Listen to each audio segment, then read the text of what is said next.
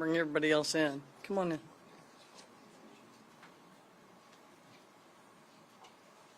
Yeah, everybody in the hall can come in. You guys here okay? Okay. There's seats. There's chairs.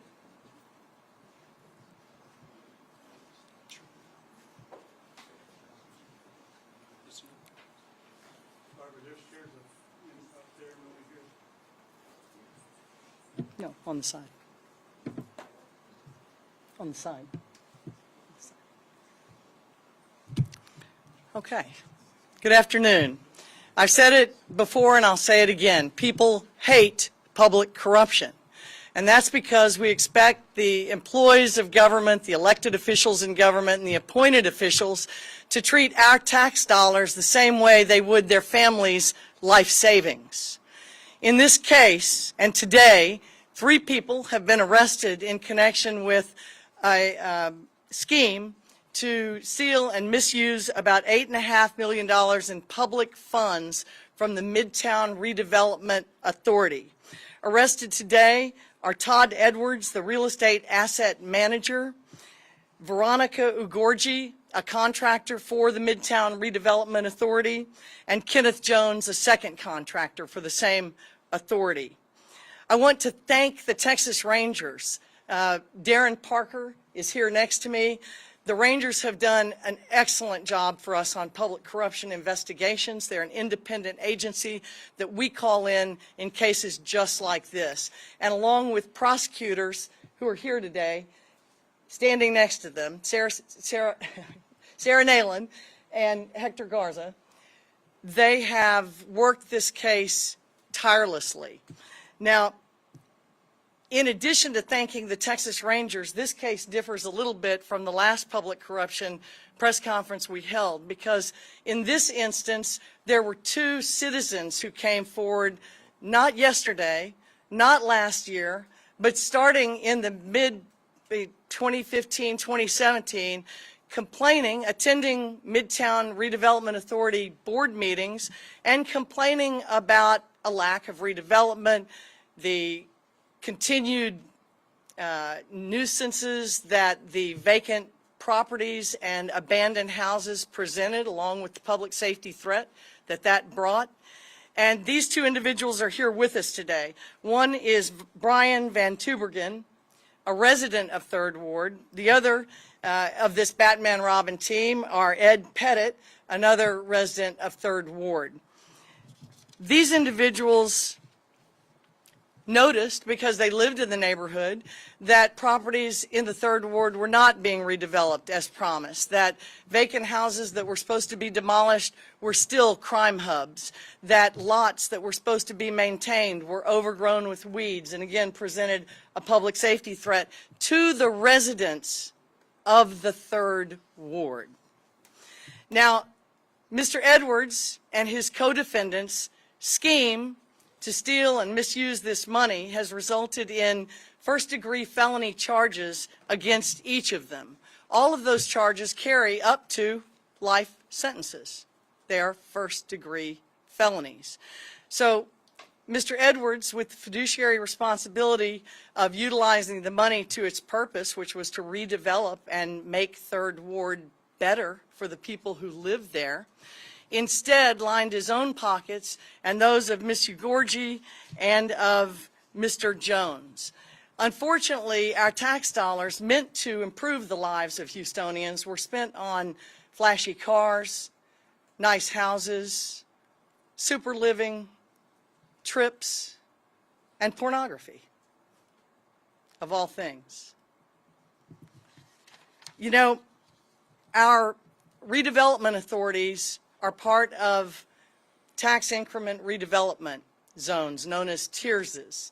And the relationship is confusing to the public, but in short, they are funded through tax dollars, all intended to improve those specific areas.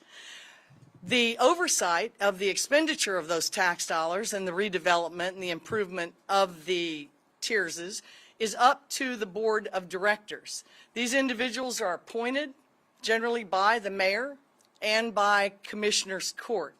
And it is the duty and obligation of these directors to not just rubber stamp things that are put forth by individuals who work for these TIRZs, but to have and do some due diligence.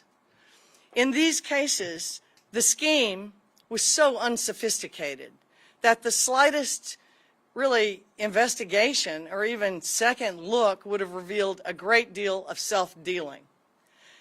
And that just didn't happen. And I think this is emblematic of our concern about TIRZs and redevelopment authorities across the city of Houston and Harris County, where there's a push for more of these. And I'd submit until they're better supervised and have been audited and checked that there should be no more until these are validated. I would tell the public that this is phase one of a lengthier investigation, and that if the public has any information about the Midtown Redevelopment Authority and the misuse of funds or misappropriation of funds or self-dealing, please contact the Texas Rangers. That number is 281-517-1400. I'd like to invite the mayor at this time to speak. Mayor Whitmire, I want to thank you before you do for your administration's transparency and cooperation. It is in stark contrast to what we've been dealing with the last 7.5 years. Thank you, District Attorney Ogg and your team for their conscientious work. Certainly to Ranger Parker, thank you for your investigative work, and the two citizens which we'll hear from. I would encourage any other citizen or employee of the TIRZ to become a whistleblower. We're willing and able to listen to any concerns. The Inspector General's office at the city is a much more user-friendly and open to whistleblowing or outright declarations of conflicts of interest, and in this instance, allegations of criminal activity.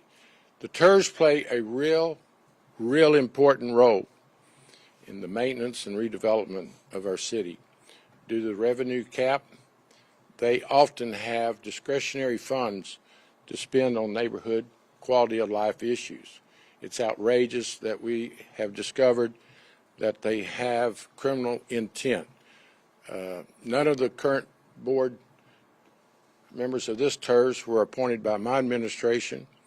We take their fiduciary responsibility very serious, and in my office we closely inspect the profile, the background, and any conflict of interest possibility when we make these TIRZ appointments. So let's send out the word today that conflicts of interest, criminal activity will not be tolerated.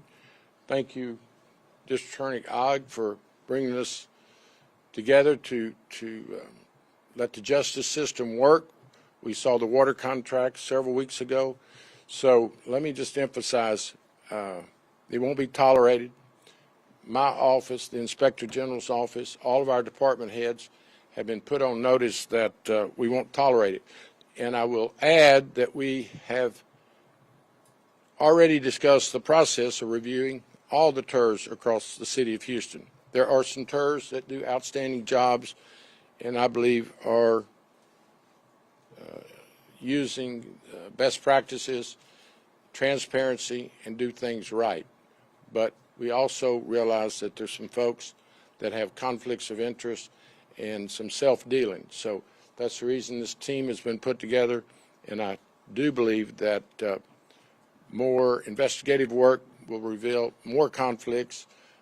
The outrage of citizens about over 300 lots that have been accumulated by the TIRZ in the management district and sit vacant, often unattended to.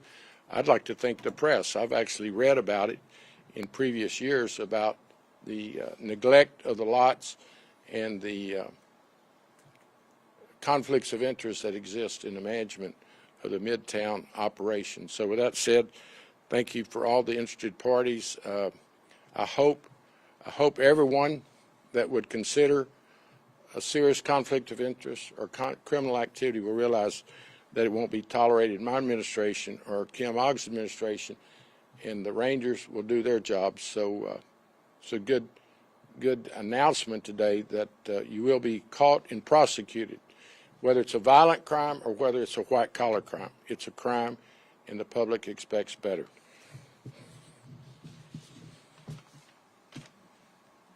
Thank you, Mayor. I thought you might like to hear from one of the citizens who was a driving force in this investigation. Brian?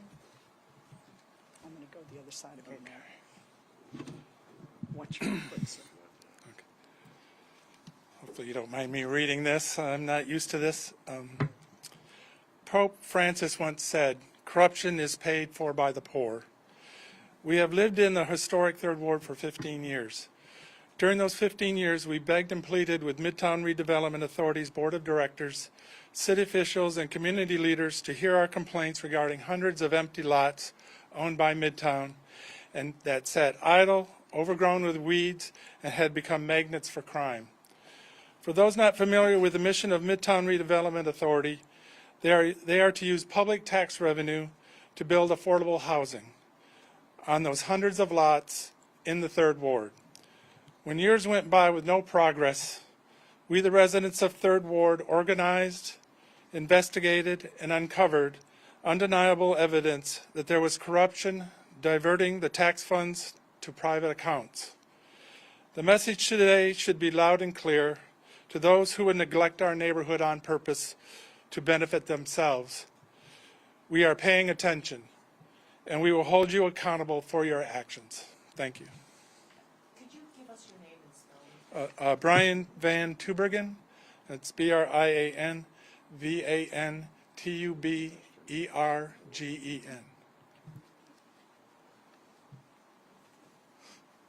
All right, I worked on that Van Tubergen pronunciation a lot and still left it at Brian.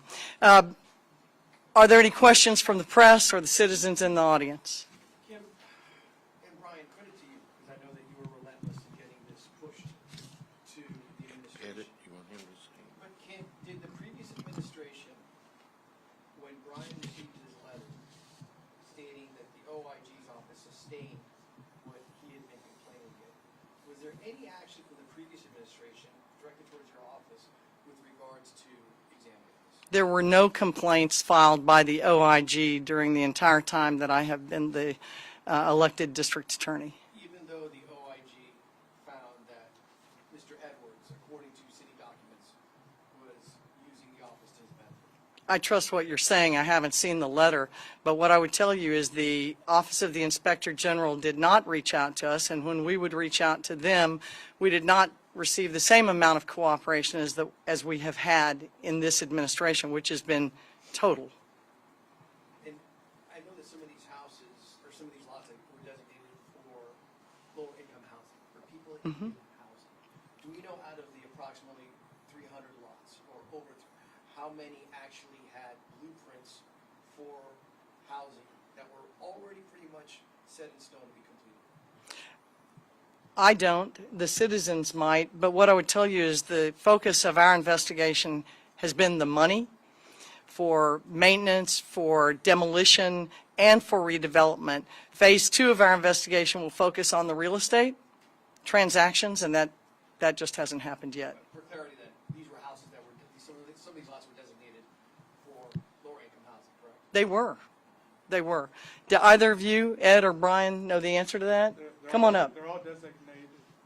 They're all designated as low income housing. You got to stand in front of the microphone. Sorry. They have, at their peak was probably like 450 lots within historic Third Ward, but there's also lots that they owned off of MLK, South Union, other neighborhoods. So it wasn't just our Third Ward, historic Third Ward, where they were concentrating their attention. It was other places. Brian, do we know approximately how many families were not provided with a roof over their head because of the actions that these men are being charged, these individuals are being charged with? Well, in our neighborhood, because of the pressure we put on them, they built the houses in our neighborhood, which is the area between Scott and Cullen and 45 in Elgin. So that was about 40 houses that they built. They built another probably 10 houses on the other side of Scott, and that was it in Third Ward. So about 50 houses out of the 450.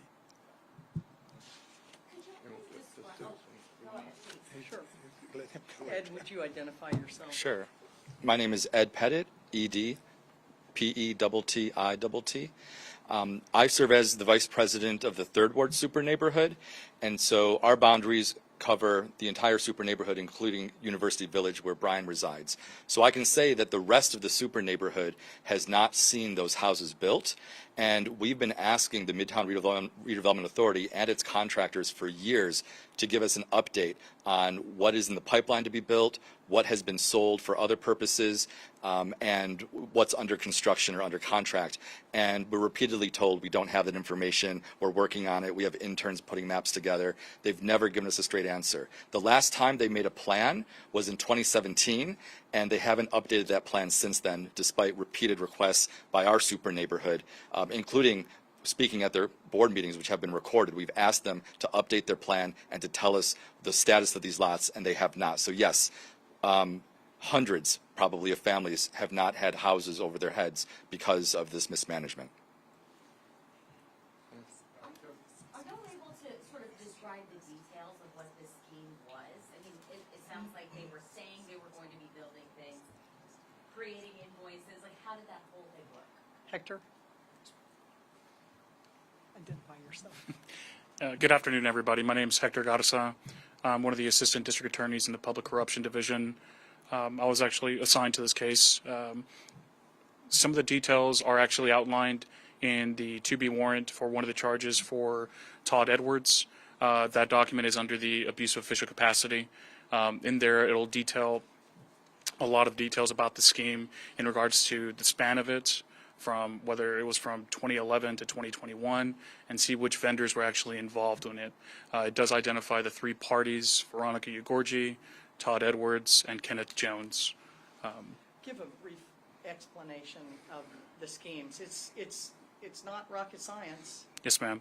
So what we learned from our investigation, thank you to the Rangers and our staff in the Public Corruption Division that all pitched in time and effort into this, what we learned is that Todd Edwards was a member of the Midtown Redevelopment Authority, in which he was the real estate property manager. As a real estate property manager, he was in charge of receiving invoices, contracting with possible vendors to provide some services. We mentioned earlier that there are over 300 properties in the Third Ward area. Well, as we come to know, when you own a property, there's some maintenance to it. Grass grows, especially in May, especially in June, especially in the fall when it's raining all day. So those properties have to be tended to. So part of the scheme was about the lawn maintenance itself and whether or not those lawns were being cared for. Mr. Van Tubergen and Mr. Pettit described some of the conditions that they were going through in the Third Ward, where the properties were not being maintained, and it caused safety concerns for the community. And they did their job to bring that forward, as they did their civil duty as citizens to bring it forward to the city. So the scheme was more to the maintenance of those properties to make sure that they were being maintained through lawn maintenance, or whether or not it was demolishing structures that had been blighted in the area. In other words, they weren't doing the work, they were paying themselves. Yes, there are some allegations of self-dealing, contracting with conflicted parties that had an interest tied to Mr. Edwards. And so there's a question about whether or not they actually provided those services for the safety of community members in the Third Ward. But is that what the charges are based on? Or Yes. The fact that the work wasn't performed, or are you saying it's unclear what portion of the work? So it is a little unclear as to what portion of the work is performed, because those charges don't necessarily go towards whether or not a property was maintained. The charges are abuse of official capacity, money laundering, and theft. When we're talking about abuse of official capacity, it's whether or not he used his office in order to obtain a personal benefit for himself. What are the full charges? Yes. So Mr. Edwards is charged with abuse of official capacity, which is a first-degree felony, where government funds were misused for his own benefit. It's over $300,000. He's also charged with theft of money caused of services. He's also charged with money laundering, with the underlying criminal activity being theft, abuse of official capacity, and I believe misapplication by a fiduciary. Ms. Ugorji is charged with abuse of official capacity as a party aiding in that scheme, and she's also charged with money laundering. Kenneth Jones is charged with abuse of official capacity and money laundering as well. No bribery? So no bribery, no. Those are only 3 charges. Edwards, in your opinion? I think for those details, I'll refer you to the 2B describing the involvement of each of the parties. What is your understanding of the relationship between Edwards and the 2 vendors? How do they know each other? Is there a personal relationship? What is the connection? So the connection between the vendors and Mr. Edwards is a personal relationship on one hand between Mr. Ugorji or Ms. Ugorji and Mr. Edwards, and the relationship between Mr. Jones and Mr. Edwards, we're still doing an ongoing investigation into some of those details. So I would refer you to the 2B warrant and the description of that relationship. When you say personal relationship, do you mean like dating or blood relative? Yes, ma'am. So so from our investigation, as detailed in the 2B warrant, there is a personal relationship to that evidence that leads one to believe that there was some sort of dating relationship between the parties. And you mentioned further steps in this investigation, the property transactions. Are there other things that you're looking at? And it was unclear, is it just this zone or is it all 2 dozen? I can answer that. Yes, ma'am. As you know, the DA's office is understaffed, and we do not go on scavenger hunts looking for crimes. We depend on agencies, law enforcement agencies, to investigate crimes reported to them. Sometimes crimes are reported directly to us, and what we do is we bring in an independent agency to investigate. So there's not a plan at this time by the DA's office to investigate other TIRZs or redevelopment or management districts, but I would encourage the public, if they know of problems in any of these other governmental entities, to contact the Texas Rangers at the number that I provided. Because we do follow up on citizens' tips. The police do the investigative work. They are the first responding agency, and we provide legal support to them through warrants, legal counsel, that kind of thing, all the way through charging, and then we pick it up at charging. Do you anticipate any other charges in connection with this particular scheme? It's unknown at this time. I mean, there's, ADA Jordan is developing, he's our financial analyst in public corruption, he's developing the evidence that we've got, and we move forward to try and recover what we can for the management district. We hope to recover some funds or some assets of value.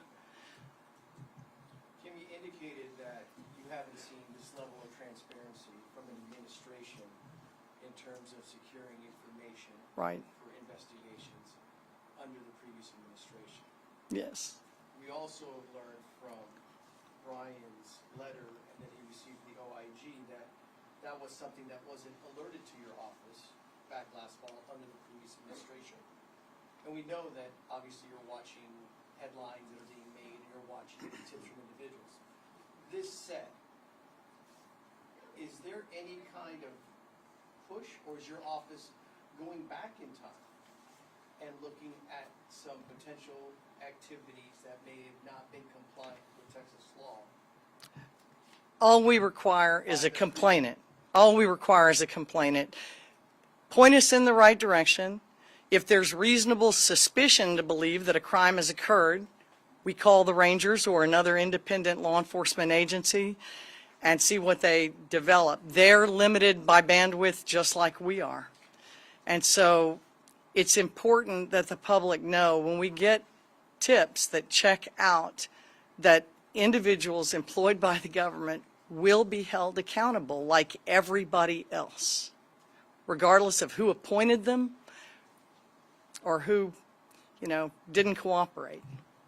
You mentioned that the money had been used for luxury items, housing, trips, pornography even. Can you go into any more detail about that? Like how much money, what kind Hector? of houses, what kind of trips, how much money?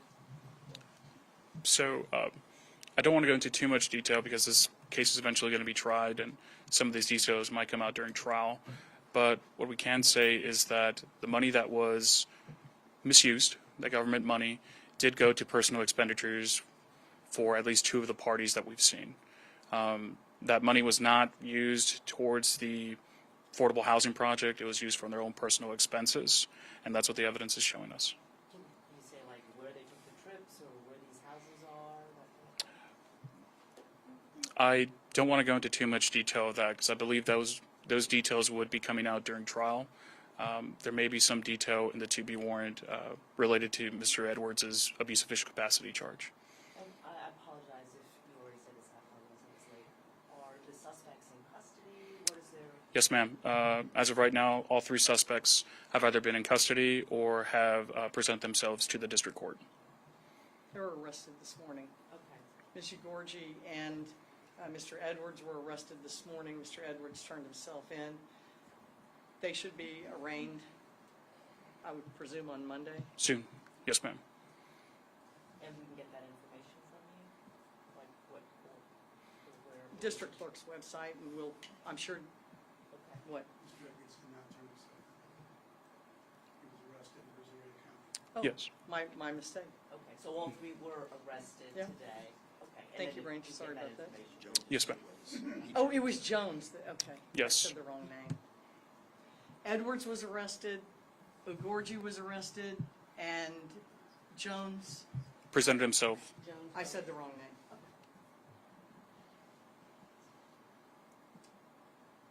Kim, very quickly, we're having a news conference about public corruption and the actions of public officials. There's been a report in the last 24 hours about a judge and a DUI stop that was alleged to be a DUI stop. We wanted to kind of get your comments with regards to that. I don't have any comments about that right now. It's being investigated, is my understanding. We have not had a case presented to us. I wanted to ask one question. Some of the invoices that, some of the addresses on the invoices of the company that Mr. Edwards formed shared the address of former State Representative Garnet Coleman's campaign office. He's denied knowledge. Can you give an assessment of his status? Was that determined? I cannot. And Mayor, can you comment on any steps that you may take independent of this criminal probe related to Midtown or other redevelopment? Well, as I mentioned a moment ago, the appointments in my office are screened. We do a very thorough research for occupations, conflicts of interest, and I take that responsibility very seriously. You know, TIRZ have huge discretion where they spend the monies. So it just means you've got to do your job to put good people. These citizens that have stepped forward, I think they'd be great candidates for TIRZ board members, management district members. It even occurred to me as we were walking in here, maybe put a prosecutor on the boards of management districts and TIRZ. We just need to continue to have transparency and remind, as we do when we interview folks, that they have a fiduciary responsibility. But the TIRZ deal with large amounts of money, some more than others, because that's where the city's revenue is going due to revenue caps. So, you know, they decide they come to my office to get approval for streets and infrastructure, but I know we are doing a lot more inspection, review, and observation than previous administrations. Just to be sure I understand correctly, sir, so currently there is no sort of a reporting system from TIRZ, how they, you know, what money they take in or how they spend it? There's no sort of oversight agency or individuals? Is that correct? Can I call up an expert? Obviously, that's true, but Gwen Tillison is my economic development director and has worked with TIRZ across the city for many years, and she's here for technical questions. But I do know for a fact, because I've already knocked heads with a couple of TIRZ. We have some TIRZ appointments being held up that I've made, and I can simply say is some are more transparent than others, some listen to the residents more than others, and quite frankly, some listen to City Hall more than others. But I've taken a very active road in the appointments. And if you're a city vendor, no, you're not a candidate for one of my appointments. And that is across the board, whether you're a Metro appointee or Sports Authority, Houston First. You know, the appointments, so many of these commissions really play major roles and involve millions of dollars. So I'm on review with my staff for conflicts of interest. And that's the first thing you look for, and then you get these fine investigators involved, and it becomes, if proper, a criminal investigation. Gwen, you want to explain the technical? Yeah, I guess that's the bottom line. I just want to make sure I'm clear. Okay, That there is no oversight over the TIRZ for how the money is spent. so there is oversight. Okay. So City Council is responsible for approving the project plan, which is the document that dictates what kinds of projects. City Council is also responsible for approving the budget and CIP, as well as the annual appropriations of revenue that's appropriated to each of the TIRZs on an annual basis. We are also, by a specific type of agreement with each of the redevelopment authorities, have certain responsibilities for approving certain types of agreements and contracts. So there is a lot of governance, there's a lot of oversight of the TIRZ, including coordination of the board members with boards and commission. So, for example, was this lawn care service then officially approved by City Council? So the budget would have been approved. This is not a capital project, so it would have been part of the operations budget, and that would have been approved by City Council. The day-to-day operations is managed by staff. In some cases, some of the TIRZs have administrators, or they've got internal staff. And in the case of Midtown Authority, they've got an internal staff that manages the day-to-day activity. They've got a financial person. Yes, they've got a full staff. There are financial people that are staffed by the redevelopment authority. There are engineers, executive director, and then the board of director of each of the redevelopment authorities have responsibility for approving contracts and invoices. So there are layers of governance, there are layers of oversight. So then the allegation here is that these men and women hoodwinked all the people above them that were supposed to oversee the situation. I mean, maybe. Well, Maybe. I don't think we're in a position to Yeah, say. yeah. But the board did not provide oversight that was thorough enough to catch a very simple scheme. It's public corruption 101. All right, thank you all. And I want you to know, Gwen's only been in her current position since the first of the year. It was Andy Aiken that was the economic development officer prior to the first of the year. And they also have such agreements with the private sector. The Montrose TIRZ put $2 million into a private commercial development. We got 20 parking spaces out of it. And when I asked the TIRZ, why'd you do that? Well, our residents were complaining about on-street parking. So we thought if we had helped build this garage at the corner of California and Montrose, that it would solve that complaint of getting cars off the street. Well, it was pretty expensive parking places. So we're constantly starting to review these projects. But, and I want council to play a role. But that hasn't always been the case in previous years. So there's a lot left to learn. Sorry. thank Oh, you. you got one more question, I Mayor. don't want to interrupt you, but for the district attorney and mayor, before we let y'all go, we know that charges were just filed in the case of this 12-year-old Jocelyn. This is a case that has hurt, obviously, many people in our community. Is there anything you want people to know about these new charges? What comes next? Yeah, they've been charged with capital murder, making them eligible for the death penalty. I think the only thing that's important to know at this time is that both individuals have been charged with capital murder, making them eligible for the death penalty. And that's not a decision we make preliminarily. I'm just letting you know that that crime carries the ultimate sanction. When it comes about the immigration status, how does that situation affect potentially the criminal case? I know they have a ICE detainer right now. How that affects the criminal case? I am not prepared to comment about their immigration status or any hold. I'm just not confirmed on any of those facts. All right, this concludes the press conference. Be safe. Thank you all for coming.